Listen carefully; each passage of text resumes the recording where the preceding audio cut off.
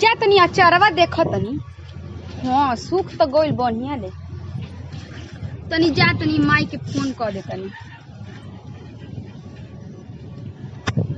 Hello गोर लगे तनी माई, कैसन बारू?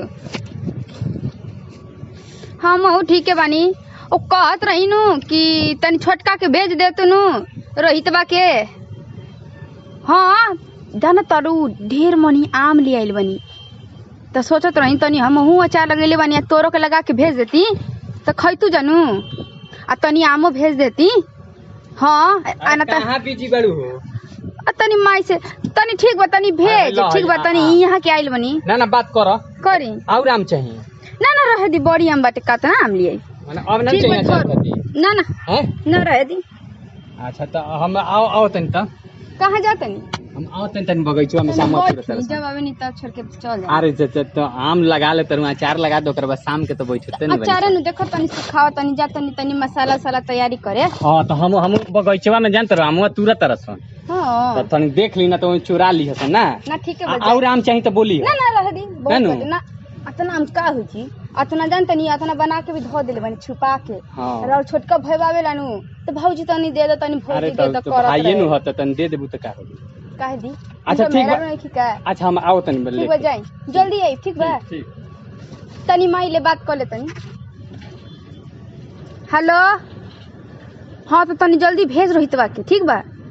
आना तो जानता रे हमर देवरवा नु एक नंबर के थी ह, मैं लेके चल जाई अचारवा कह के भाभी दे देता का करें देवर तो बोल मना ना कर पाईबे। जल्दी भेज ना माई, तोरा बुझाइला ना अतना आम हो गल बाटी कि कहाँ रखी हमरा ई नहीं समझ में आवत। हाँ जल्दी भेज ठीक बा धरू। का भौजी अचार पर तरू का?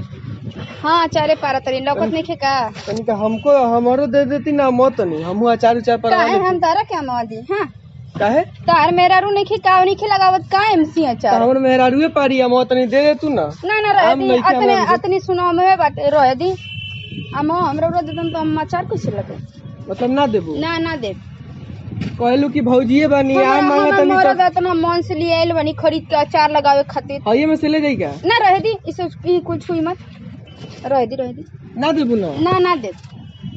हम जाते नहीं अपन आम लेके का पता छोड़ा उड़ा लेम तो हम का करे? मतलब हम चोरा ले तो का कोनो ठिकाना बाटे? हम चोर बनी? चोर नहीं खूब नहीं कहत लेकिन चोराइए ले तो हम का करे यो तो बुझी।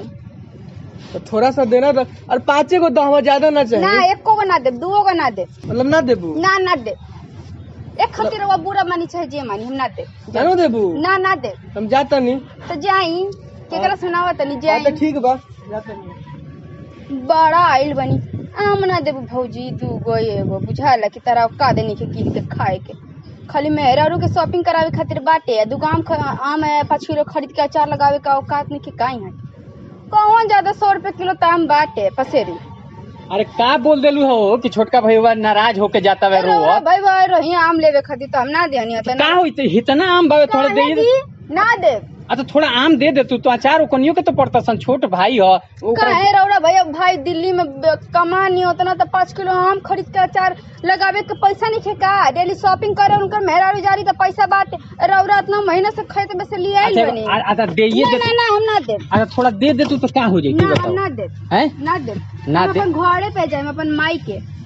अरे यार तो माई के भेजवा दिया आम के तो कमी बा ना हम ना देम कह देनी नु कि ना देम तो ना देम देखियो जिद मत करो। अरे आखिर हमर भाई हो जाए ठीक बा अच्छा भाई नु हो हम जाने तनी कि और भाई बाटे यही से कहत नहीं तो माने अचार तू ओकर ढाका के ढाका तो अचार तू रख ले पड़ू हैं आ भाई के तनी सु प्यार में तनी कतनो हो जा हम घर पर देतयो ना दे हम अपन घरे पे जाए। एगो सुन का एगो काम करबू कहीं तो फेन कहीं हो सकी तो भैया आ जाई तो का कहीं आ जाई तो हम जन छिपा दे तो सुन ना हयामुआ दो ना तारा नैहर वहां घरे पहुंचाती ना रह दी ए तारा भाई के देख के चल तनी ना हमर भाई आवत हटे। अरे तहार कहतनी एकदम तारा गांव के कसम हम ना दे ना हम ना दे हम अपन भाई छोटका रोहित में बाटे नु वो आवत हम कहले बनी अपन माई के माई बोलत भेज तनी रुक तुरंत ले जा। सुना ना का हम जातनी मान लीजिए रही तो फिर हमार भैया कहीं आवे चुरा के लेके भाग जाओ चाहे तारा से प्यार मोहब्बत से बात करके तारा के फुसला के लेके चल जाओ तो उससे पहले हम तहार भाई आवे से पहले तारा घरे पहुंचा देतनी हैं। आ लोग इहो कहिनू कि वो फलाना के मरद आम लेके आइल बड़े अचार खातिर कितना माने ले हैं। कितना हमारे गांव में नाम हो कितना नाम हो जाए कि फलाना के मरद लेके आइल बा तो हम पहुंचा देतनी।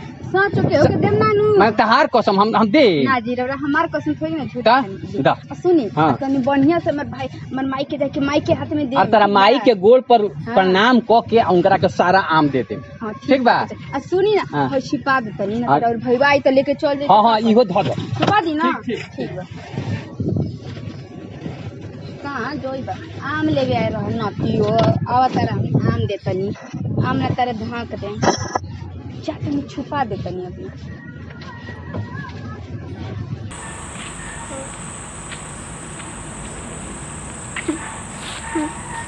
5 गो आम मांगनी है तो ना देना तो आज के बाद कोई ना जाए भैया के पास। रे हेजी के आके कह रहे हो तेरे से सुन जा हमार नहीं के बात करे के। अरे सुन ना हइले ना हई आम ले ना हमार तारा आम ना चाहिए जा। अरे हम सब सुन लेनी हते बात करत लिए से तोरा के झारत के चुप हई आम ले आ जाके ना हमार आम ना चाहिए हमार ना चाहिए जा। अरे पागल है इसका रहते भाई नु हइस रे 5 गो आम मांगनी हो तो इतना दिला ना तेज बने लगला ना। तो जानते बाड़ीस कि वो ओइसने बुद्धि के बिया देख मेहरारू अइह सन जइह सन भाई भाई के हमने के एक माई के लइका होई सन हैं। तोरा अगर कोनो चीज चाहते बा तो हम बार बार कहले बनते हमरा के फोन करी हम धीरे से ध देम और उठा के तोरा के रोड पर लिया के दे देम लेके चल लिए तो ते मांगे जाली से भौजाई खातिर हैं हइले ध ना हम अरे ना सुन। फिर भौजी बोले लगी तो अरे ना बोली हम ओकरा से नु झूठ कहले बन नु कि तोरा माई के पहुँचावे जातनी हम कह देम नु कि बीचे में पोलथीन रहा पातर दे दिलू ढेर आम आ फाट गइल गिर गइल ले आ जाके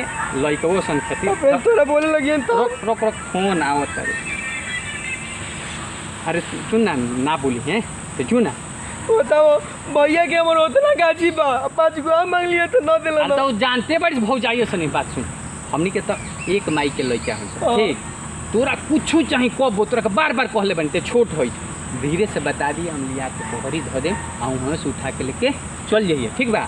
आम ले जो आ लइका सन के भी अगर ताकत न अलग से चुन चुन के रखे आ ओकरा से मत मांगिए धीरे से हमरा के बता दिए। और तोरा दिक्कत नहीं हुई हमरा दिक्कत नहीं हम कह देम कि आम फूट के फाट गेलो जो जो भैया भाई हुई तो तारा जैसा। अरे चल ना ते हमार छोट भाई ऐसे रहते एक माई के लइका ऐसे चला औरत आके आ खराब को हमनी के ना चल जी सन ना हो आ उहो समझ जी सन आज ना समझे काल समझ जी सन ठीक बा। तो जाई ना हम हाँ लेके। जो अचार डलवा दिए निमन से ठीक है। हैं तनी ठीक है तेल भैया। ज्यादा में डलवाई है ठीक हो भैया। ठीक बा अब पाकी तो फेना जी है। हेलो हाँ माई अरे यहाँ के गोइल बनी पहुँच रही है कि ना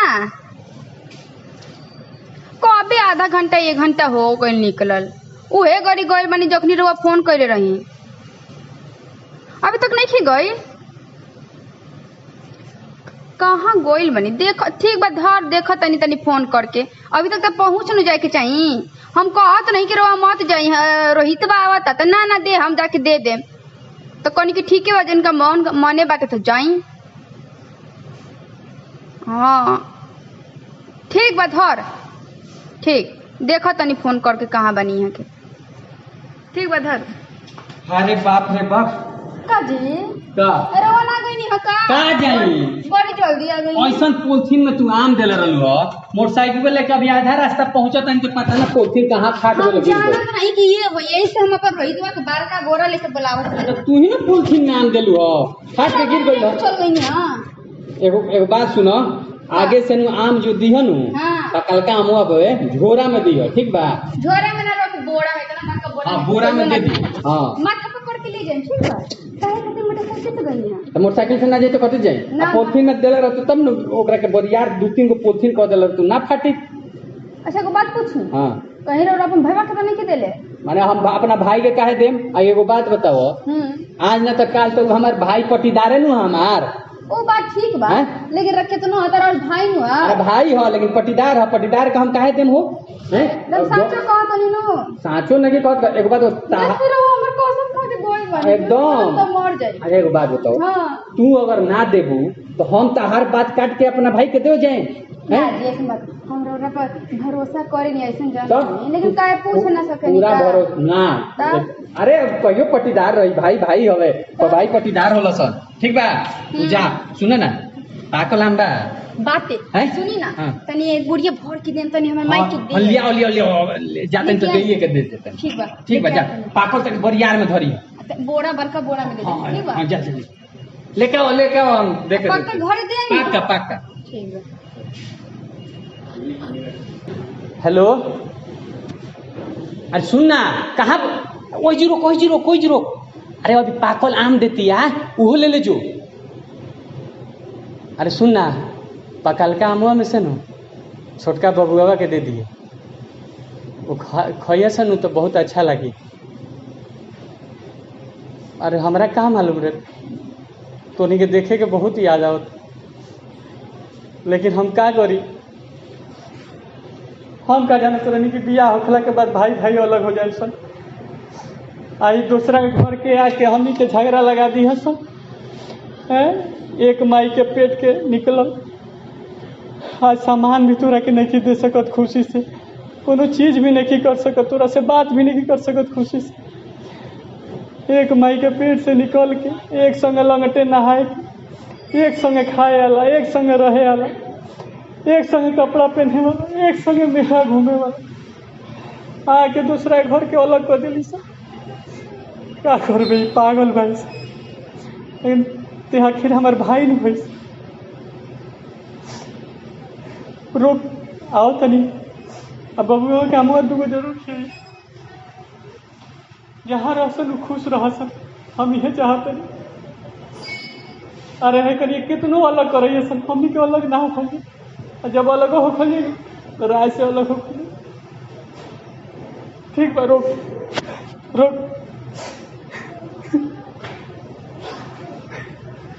नमस्कार दोस्तों, मैं आपका दोस्त VIP विजेंद्र सिंह। ई आम के अचार भाई के प्यार कैसा लागल है। देखिए, घर में कभी कभी औरत लोग आ जाला, सब कुछ रहते हुए अपना माई के, अपना भाई के भेजे खातिर तैयार रहेला, लेकिन जब घर के ही कोनो सदस्य, अगर पति के भाई चाहे पति के बहन अगर कुछ मांगे ले तो ओकरा के माना लोग कर देला, ना देला। ऐसे ना होके के चाहिए। परिवार बा, तहार जगह माई बाबू अच्छा बाड़े, उनकरा आम के जरूरत बा, उनकरा सामान के जरूरत बा, वैसे ही इनकर आपका पति के भाई बहन के भी जरूरत बा। जरूरा बाँट चीट के कहीं, बाँट चीट के आपस में मेल क के रहला से कोनो चीज़ खराब ना होला, रिश्ता खराब ना, रिश्ता बनावे के चाहिए। भाई भाई के प्यार औरत आके नहीं बिगाड़ सकता। अगर भाई भाई अच्छा बात तब क्या, तो भाई के अगर बुद्धि अच्छा बा तो भाई भाई अलग हो ही नहीं के सकत। अगर भाई भाई अलग ना हुई तो आज ना तो काल घर के औरत भी जौन आज विरोध करत रही वो भी सही हो जाई हैं। अगर अलगे होखे के बा ऐसा दिन आई तो बैठ के आराम से प्रेम से बैठ के अलग हो जाए तो बहुत दिन तक रिश्ता बना रही। झगड़ा कैला से कोनो सुलह नहीं के, भाई भाई में झगड़ा होला, लेकिन वो झगड़ा बाद में केस फौजदारी कुछ कर ले, लेकिन बैठ के ही सुलझावे के पड़ला। तो शुरू में बैठ के काहे ना सुलझाओ जाओ, और छोटा छोटा चीज़ खातिर झगड़ा घर में ना होके। ये पारिवारिक वीडियो रोल में कैसा लगला लाइक करी, कमेंट करी, और चैनल सब्सक्राइब नहीं सब्सक्राइब कर दें। ऐसा ही वीडियो लेके आवत रहें। तब तक के लिए भारत माता की जय, वंदे मातरम, जय जय भोजपुरी, लव यू। ठीक बा, भाई भाई में लड़ाई ना होके चाहिए। औरत लोग रउरा लोग समझ चाहिए, रउरा लोग जैसे अपना भाई के कुछ देते नहीं वैसे ही अपन देवर के समझ, घर में कभी झगड़ा ना। Love you.